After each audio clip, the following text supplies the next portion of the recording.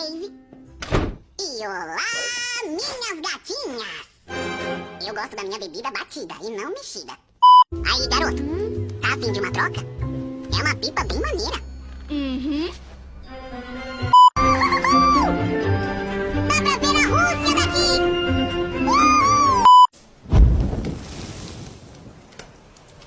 Nós fizemos uma fogueira! Estás pretendendo dividir isso, não é? É claro! Oh, ótimo! Porque pareceu que você ia comer tudo sozinho. O quê? Não, eu nunca faria isso!